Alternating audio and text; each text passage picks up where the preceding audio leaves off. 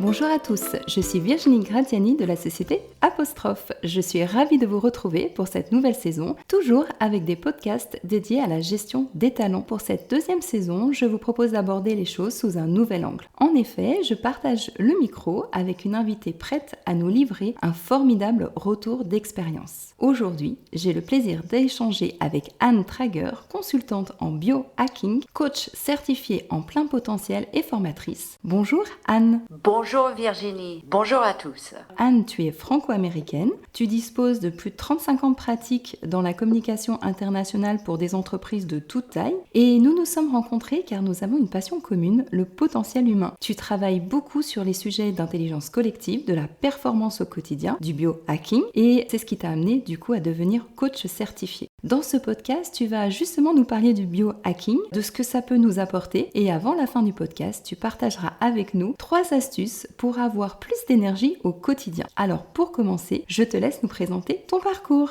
Alors très jeune, j'ai compris qu'il y a 3 choses qui influent sur son parcours. Ce que j'appelle le système D, ses décisions, sa détermination et son développement, à la fois personnel et professionnel. C'est en appliquant ces principes que j'ai quitté mon pays natal des États-Unis à l'âge de 19 ans pour faire ma vie en France. Et c'est à travers mon parcours professionnel dans la communication et dans l'édition, j'ai mené en parallèle une vie très riche, très dynamique et très axée sur le bien-être et la performance. Arrivé à la quarantaine, quand je me suis retrouvée avec un bébé, avec un nouveau mari, c'était mon deuxième, une nouvelle entreprise, dans une nouvelle vie, mon système D à moi m'a fait défaut. J'étais épuisée, j'étais bon à rien. Il me manquait de l'énergie au quotidien pour avancer. Le E pour soutenir les D. C'est à ce moment que j'ai ressenti que je devais pousser mes recherches plus loin. J'ai alors découvert le monde du biohacking et ça m'a transformée. J'ai retrouvé mon énergie, j'ai retrouvé cet état d'effervescence dans mon quotidien dont j'avais l'habitude et j'avais de nouveau accès à mon plein potentiel. À tel point qu'à 50 ans, je suis devenue ceinture noire et championne de France en arts martiaux vietnamiennes. C'était cette transformation au niveau de mon énergie au quotidien qui était le point de départ de la Potentializer Academy, qui est une plateforme pour partager ma passion pour le plein potentiel humain et mon obsession avec la gestion optimisée de l'énergie au quotidien. Anne, dis-nous, qu'est-ce que c'est finalement le biohacking exactement ?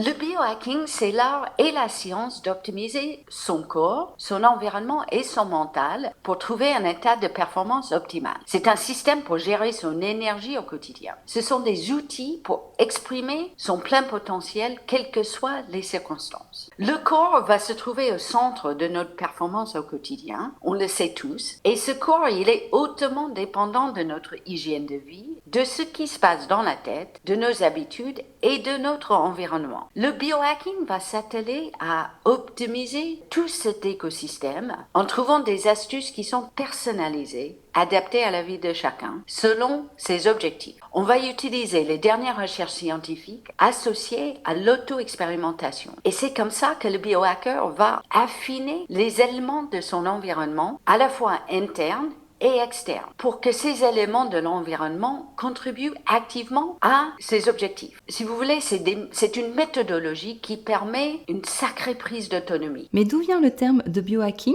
et à la fois ce concept à l'origine ? Si on décompose le mot, il y a d'abord bio, comme biologie, le corps. Cette approche utilise les sciences et les technologies pour comprendre et optimiser le fonctionnement de son corps. Le principe repose sur le fait que la manière dont on traite son corps influe sur notre énergie, sur notre mental et sur nos relations avec les autres et du coup, tout ce que l'on entreprend finalement. Le mot hacking n'a pas vraiment le sens de piratage, qui est la traduction littérale, mais plutôt comme astuce ou technique intelligente pour faire ou améliorer quelque chose. Et du coup, quelle est l'origine de ce concept ? L'être humain optimise son corps et son esprit depuis toujours. Je pense à la méditation et aux différentes pratiques d'arts martiaux qui existent depuis des millénaires. Ou tout simplement l'utilisation judicieuse du café. Aujourd'hui, on a plus de recherches et de technologies qui nous permettent de rendre nos actions plus précises et plus personnalisées. Le mot biohacking a été popularisé par un monsieur qui s'appelle Dave Asprey, un entrepreneur des États-Unis qui a utilisé une approche de développeur informatique qui était son métier de base pour résoudre méthodiquement tout un tas de problèmes de santé et ensuite pour pousser sa performance encore plus loin. Il dirige d'ailleurs l'Institut de formation où j'ai été formée comme coach en potentiel humain et un groupe de mentorat dont je fais partie. Le biohacking est utilisé très activement par des dirigeants de grandes entreprises, par des unitaires et militaires d'élite comme les Navy SEAL, par des athlètes de haut niveau qui cherchent à perfectionner et à améliorer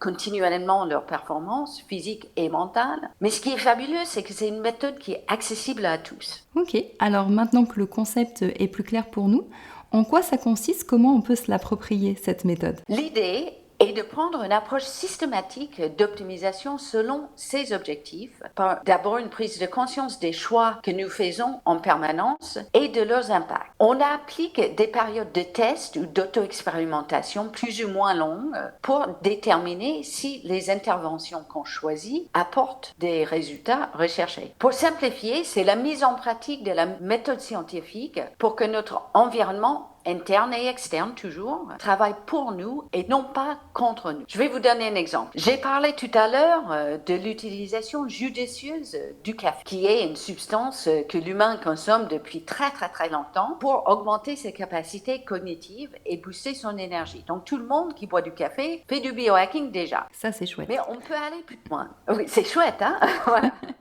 Savez-vous que si vous repoussez votre consommation de café d'1 heure ou 1 heure et demie après le réveil, donc au lieu de vous réveiller et de prendre le café pour ouvrir les yeux, vous attendez 1 heure. À ce moment, vous allez laisser votre corps profiter d'un chute de cortisol naturel qui se produit juste après le réveil, qui va nous réveiller, justement. Et ensuite, 1 heure après, ou 1 heure et demie après, on ajoute le café. Donc c'est un double effet caféiné. Et ça permet d'avoir plus d'énergie en ne changeant finalement pas grand-chose. Alors attention, il faut quelques jours pour que le corps s'y habitue. En général, il faut 3 jours. Ok, et alors du coup, pour déployer le biohacking dans sa vie quotidienne, à part le café, par quoi on doit commencer? Il y a 3 principes de base de biohacking. Le premier est de constater que le cerveau a comme objectif essentiel d'assurer sa propre survie et celle du corps qui l'héberge. Ce qui l'amène, donc amène au cerveau à dépenser le moins d'énergie possible. Du coup, on va commencer avec le principe du moindre effort. C'est-à-dire qu'on va chercher des actions et des choix qui ont un maximum d'impact avec un minimum d'effort, comme l'exemple du café. Le deuxième principe, c'est le principe de l'individu dans son écosystème. Nous sommes tous des êtres parfaitement individuels, chacun étant un système très complexe et unique, forgé par sa génétique, son expérience de vie et bien d'autres facteurs. Autrement dit, ce qui fonctionne pour moi ne fonctionnera pas forcément pour vous. Donc il n'y a pas de recette universelle ni de pilule magique. Ça, c'est souvent un principe qu'on retrouve dans de très nombreux domaines dès qu'on touche à l'être humain, finalement. Ben oui, effectivement, on ne peut pas échapper au fait qu'on est chacun des êtres parfaitement individuels. Ce qui nous amène au troisième principe de biohacking que nous allons appliquer, qui est le principe d'expérimentation et de choix personnel. L'idée est d'utiliser son propre système de retour instantané. On va développer une pratique qui consiste à apprendre à s'écouter plus finement. On va s'étudier soi-même. On va en observant et aussi en mesurant ce qu'on fait et les impacts de nos différents choix. On quantifie. C'est ça la marque d'un biohacker, c'est la quantification. On peut s'appuyer sur des technologies qui existent, qui sont quantitatives ou qualitatives. Il y a plein d'applis smartphones, il y a des montres, des bagues connectées, il y a tout un tas d'appareils qui permettent de suivre des marqueurs que nous allons choisir selon les objectifs sur lesquels on travaille. Donc on quantifie, on optimise, on observe, on analyse, ensuite on affine et on peaufine ce qu'on fait. C'est une méthodologie qui peut s'appliquer à tout. On peut optimiser sa journée pour le travail, on peut optimiser sa cognition pour un type de travail spécifique, on peut optimiser sa journée, encore une fois, pour le sommeil, enfin peu importe son objectif. Ok, donc du coup, lorsque tu accompagnes une personne dans le cadre de son développement personnel et professionnel, cela démarre toujours par la mise en place de l'expérimentation de ces principes du biohacking. Tout à fait. Alors, nous regardons d'abord les objectifs de la personne et nous faisons un bilan pour trouver le bon point de départ des expérimentations. Ensuite, nous mettons les principes en pratique. Et il s'agit d'une méthodologie, je me répète, que nous mettons en place d'abord pour un petit nombre d'objectifs pour bien comprendre comment ça marche. Et du coup, combien de temps faut-il à un individu pour mettre en place ces nouvelles habitudes et ne pas retomber dans ses travers ? Alors, on a l'habitude de dire que la formation d'une habitude prend 21 jours.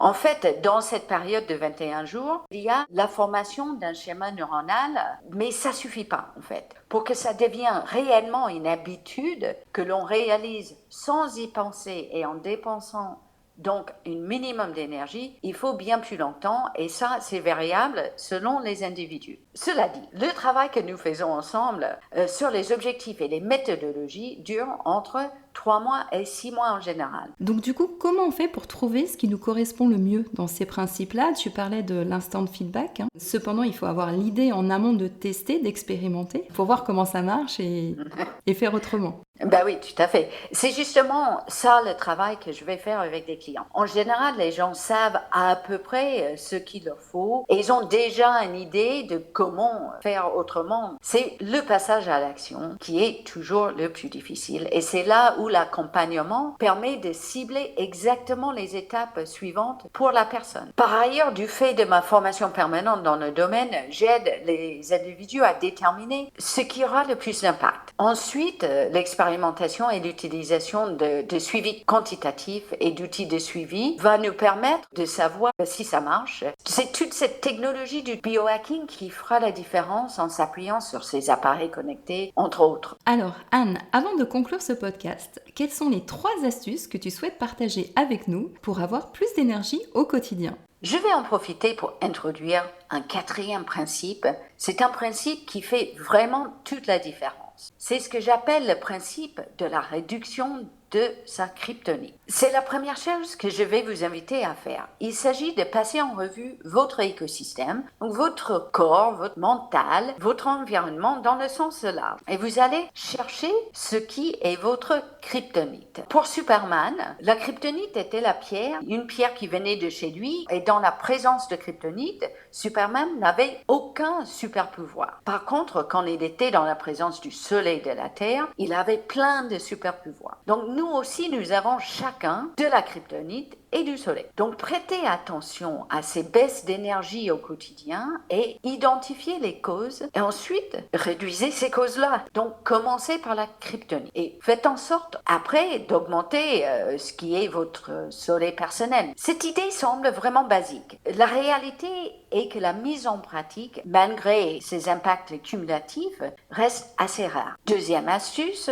on va parler de rythme circadien. Vous en avez entendu parler. C'est l'horloge interne, dure à peu près 24 heures et qui va tout impacter. Alors, pour ne pas le perturber, on vous rabâche sans arrêt l'importance de ne pas regarder les écrans le soir à cause de l'excès de lumière bleue. Et d'ailleurs, je vous dis que tout biohacker qui se respecte a une paire de lunettes qui protège contre la lumière bleue après le coucher de soleil. Mais ce n'est pas ça mon astuce. Mon astuce est de prendre en compte également son rythme ultradien. Le rythme ultradien, c'est un cycle qui dure à peu près 90 minutes, qui va régler notre énergie au quotidien toute la journée et tout le soir. Donc, on a des cycles de sommeil qui durent environ 90 minutes et on a aussi des cycles énergétiques dans le quotidien qui durent à peu près 90 minutes. Donc, lorsque nous respectons ces cycles, on va augmenter son énergie. Donc, dans une journée, dans une période de 90 minutes, il y a à la fois la réunion Zoom et la pause. J'ai un 3e et c'est vraiment mon hack préféré. C'est celui qui m'a complètement changé la vie, qui était vraiment mon premier réussite de biohacking et c'est le café au beurre. Je vois déjà les grimaces. L'idée même de démarrer la journée en ajoutant du beurre à votre café peut éventuellement vous donner le haut de cœur. Je peux vous assurer que c'est un hack étonnant. C'est une astuce qui est hyper simple et qui permet de réveiller l'esprit, le cerveau, d'éclaircir les pensées, de couper court aux fringales de mi-matinée. Alors, le truc, c'est qu'il ne faut pas manger une tartine avec. Alors bien entendu, vous retrouverez le lien du site d'Anne sur notre page de podcast et un lien pour aller vers la recette du café au beurre. Anne, je te remercie pour ce partage et bien entendu, tu restes aussi disponible pour poursuivre les échanges. Vous pouvez également nous laisser un commentaire sur la page de notre podcast ou nous contacter directement par email ou encore remplir le formulaire sur notre site apostrophe.fr. Merci à tous, j'ai hâte de vous retrouver pour notre prochain podcast. Je vous dis à bientôt, au revoir.